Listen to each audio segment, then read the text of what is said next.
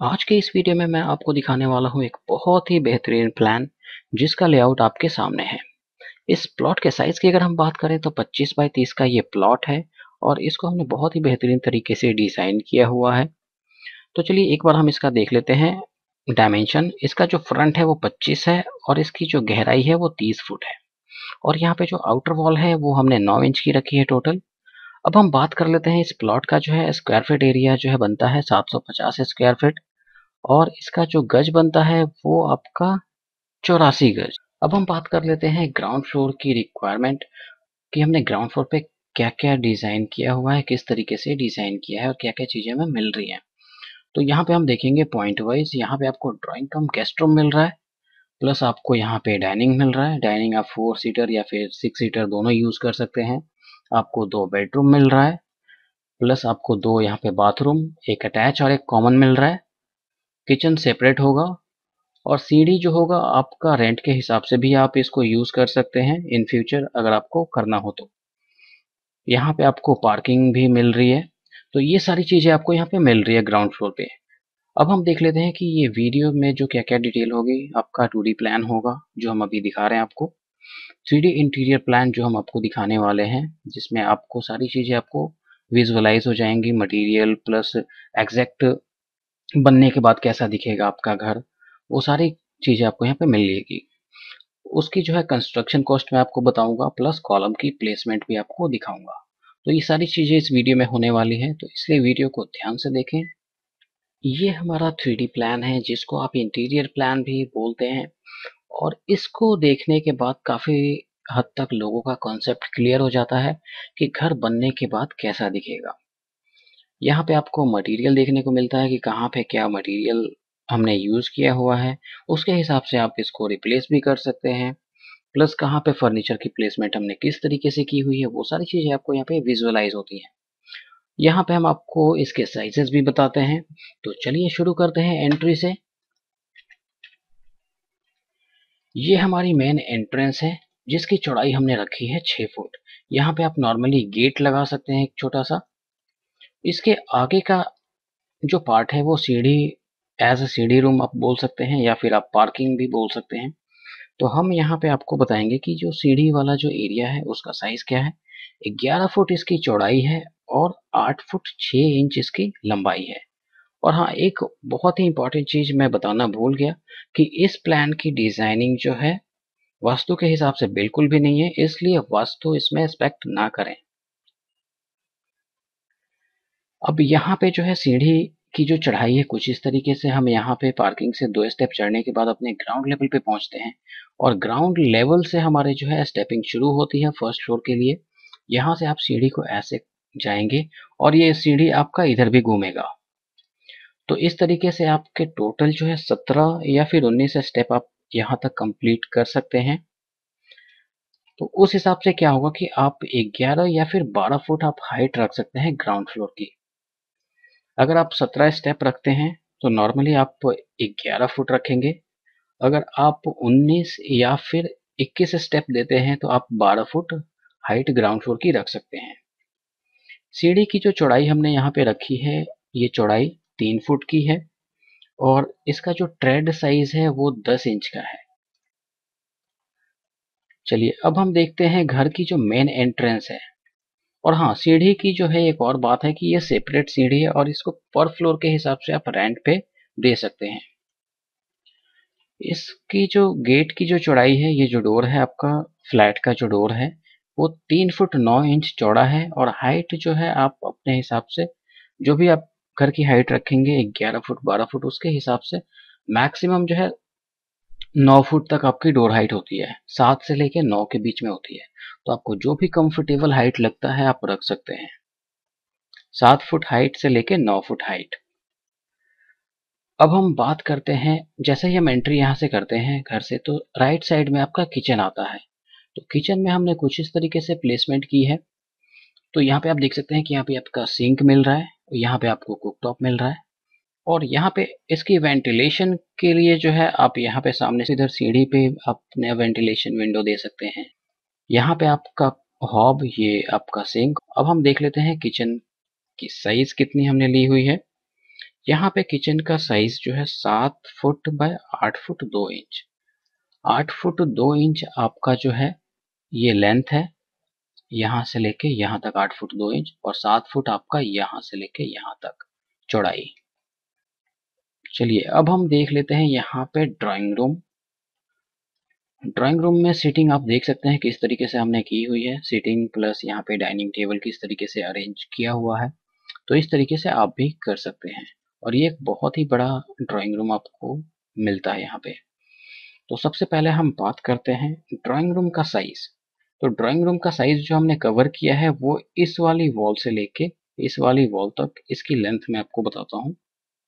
यहाँ पे आपको सबसे पहले मैं इसकी चौड़ाई आपको बताता हूँ। इस वॉल से लेके इस वॉल तक 12 फुट है, और यहाँ पे एंट्री वाली डोर से लेके यहाँ तक ये पूरी वॉल जो है आपको यहाँ पे 9 फुट की मिलती है। तो 9 बाई 12 का ये ड्राइंग रूम आप मान लीजिए, जहाँ पे अगर आपको सही पोजीशन मिलती है तो आप यहाँ पे कोने में मंदिर लगा सकते हैं। हाँ, ध्यान रखने वाली बात है कि ये प्लान वास्तु के हिसाब से बिल्कुल भी नहीं है, इसलिए हमने जो है इसको टेंटेटिवली आपको यहाँ पे बता दिया है कि यहाँ पे आप मंदिर दे सकते हैं। और इस प्लान की डिजाइनिंग आप किसी भी डायरेक्शन में कर सकते हैं, इसकी खासियत यही है। अब हम देख लेते हैं यहाँ पे आगे वाला जो पार्ट है। यहाँ पे 6 लोगों के लिए हमने यहाँ पे डाइनिंग टेबल अरेंज किया हुआ है। तो यहाँ पे अब हम देख लेते हैं कि अगर मान के चलें कि डाइनिंग रूम का अगर हम साइज जो है यहाँ से लेके इसकी चौड़ाई और ये किचन वाली वॉल तक अगर हम देखें, तो इसकी जो पूरी चौड़ाई है 16 फुट।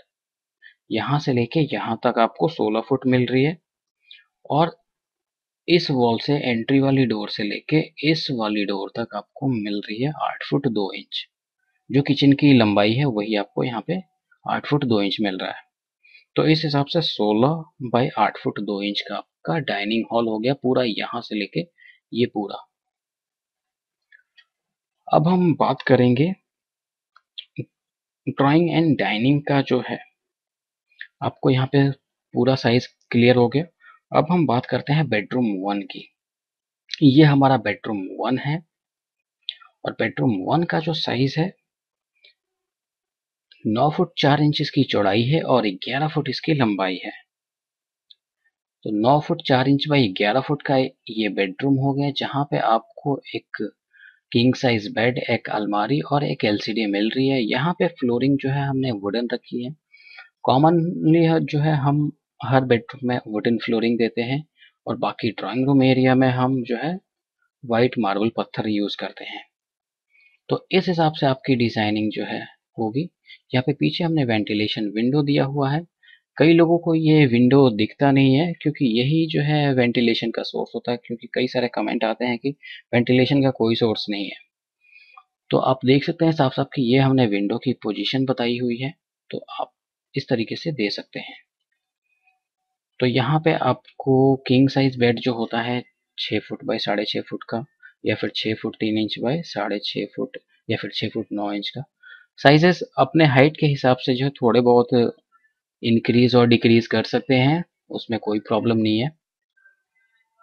अब हम बात करते हैं यहाँ पे बीच में जो आ रहा है, यहाँ पे एक कॉमन है और एक अटैच टॉयलेट हमने प्लेस किया हुआ है। तो यहाँ पे जो है जो अटैच बाथरूम है इस रूम से अटैच है, तो इसका साइज है 4 फुट बाई 5 फुट 7 इंच का। ये वाला जो है 4 फुट बाई 5 फुट 7 इंच का है, और ये वाला बाथरूम है 4 बाई 5 का, जो कि कॉमन बाथरूम है। तो प्लेसमेंट हमने कुछ इस तरीके से की हुई है, बैक टू बैक की हुई है। उसके बाद अब बात करते हैं हम बेडरूम 2 की।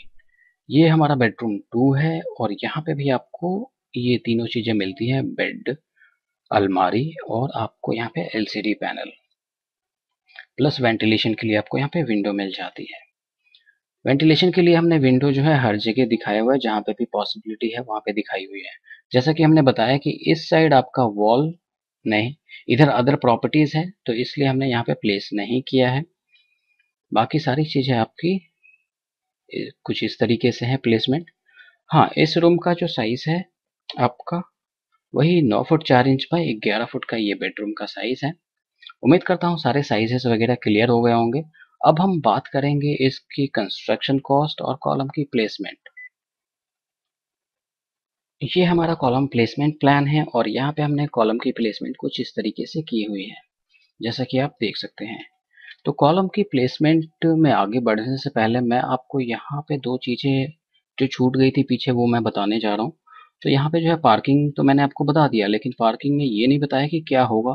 लेकिन कुछ लोगों को आइडिया मिल गया होगा कि 6 फुट की गेट अगर हम देते हैं तो नॉर्मली यहाँ से बाइक पार्किंग ही हो सकती है। तो यहाँ पे आप 2 से 3 बाइक आराम से लगा सकते हैं, इतनी स्पेस है यहाँ पे। उसके बाद हम बात करते हैं इस प्लान की डिजाइनिंग की। तो ये प्लान जो है वास्तु के हिसाब से बिल्कुल भी नहीं है, इसलिए इसमें वास्तु एस्पेक्ट ना करें। आप इस प्लान को किसी भी दिशा में डिजाइन कर सकते हैं, ईस्ट वेस्ट नॉर्थ साउथ, या फिर सब डायरेक्शनल में भी आप इसको डिजाइन कर सकते हैं अगर आप वास्तु फॉलो नहीं करते। अब हम बात करते हैं इसकी कंस्ट्रक्शन कॉस्ट। तो इसकी जो कंस्ट्रक्शन कॉस्ट होगी बिना फर्नीचर के, विदाउट फर्नीचर, वो आपका होगा 10 लाख रुपए। 10 लाख रुपए में आपका जो है फर्निशिंग तक आपका पूरा कंप्लीट होगा, जिसमें आप एक एवरेज रेट का जो है मटेरियल आप यूज कर सकते हैं। फ्लोरिंग, वुडन फ्लोरिंग, वॉलपेपर, ये सारी चीजें आप एज इट इज यूज कर सकते हैं। अब हम देख लेते हैं कि कॉलम कॉलम के जो नॉर्मल साइजेस होंगे, वो अगर आप नॉर्मली 2 फ्लोर बनाना चाहते हैं फ्यूचर तक, तो आपका 2 फ्लोर में 9 बाई 12 के कॉलम चलेंगे।